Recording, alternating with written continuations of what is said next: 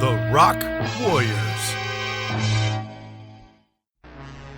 Prince Adam and his friends were in Eternia Forest, searching for precious metals. "It's a peaceful day," said Prince Adam, smiling at the passing birds. "Too peaceful if you ask me," Cringer responded. "Danger makes me nervous. Peace does too. It allows me to think about danger." Everyone laughed at Cringer's foolishness. But the instincts of the timid cat were right.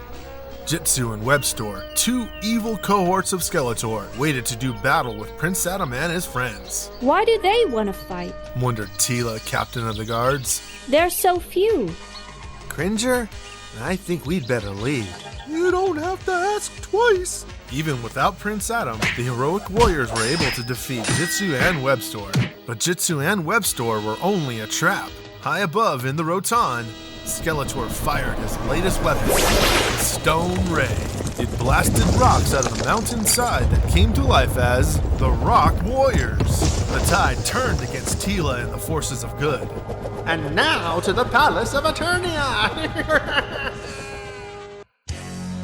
By the power of Grayskull, Prince Adam had transformed into He-Man, the most powerful man in the universe.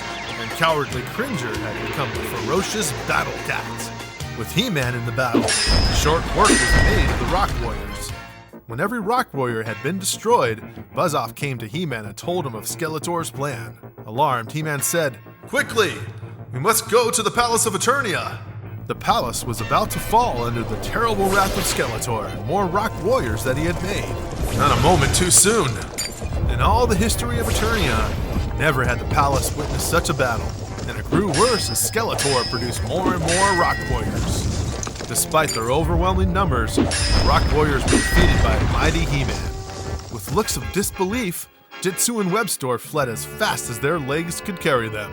The victory was complete, and He-Man chased Skeletor back to Snake Mountain in the speedy Wind Raider.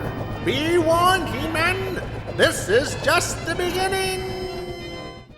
At the palace, He-Man told King Randor and Queen Marlena of Skeletor's threat. "Then he will surely attack again," said the king. "Next time, he will have even more of those horrible Rock Warriors," the queen added. "Do not fear," He-Man said gallantly. "I will go to Snake Mountain and destroy the Stone Ray." The king and the queen marveled at He-Man's bravery. He-Man, joined by his friends, headed for the unknown dangers that awaited in Skeletor's lair. "I'm afraid Skeletor was expecting us." The Rock Warriors were almost too many to count. "I can't ask you to risk your lives against such overwhelming odds," He-Man said to his friends. But He-Man's friends would not desert him in their just cause. Side by side, they fought gallantly. But, all too quickly, the power of the Rock Warriors began to prevail. Buzz-Off found himself trapped by a stream. "You may win, but not easily. What's this? The water is dissolving them." Buzz-Off told He-Man of the Rock Warriors' weakness. He-Man had an idea, but as he explained to Buzz-Off, he would have to leave the battle. "I'll hold them off." I'm glad Man-at-Arms was wise enough to bring the Dragon Walker, He-Man thought. With the help of the Dragon Walker, He-Man crossed an impassable mountain gorge. He-Man saw the object of his mission, the raging North River. He-Man lifted a huge boulder and flung it down the mountain. It loosened the rocks in its path and created an avalanche that headed toward the river. The mighty river was diverted to Snake Mountain. Minutes later, the rushing river reached Snake Mountain. The Rock Warriors were soon covered with water, which was, to them, deadly. High on his perch atop Snake Mountain, Skeletor took careful aim.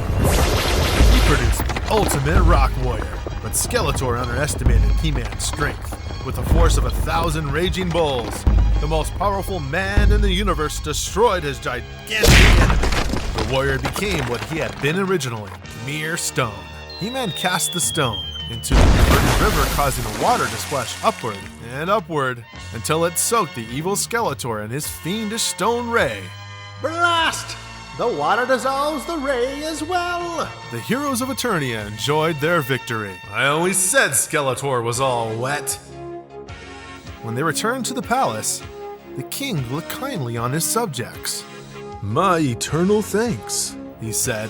"You are all responsible for this happy day." The king hesitated a second and then continued. "All except my son, Prince Adam. You, I am told, fled before the battle even began."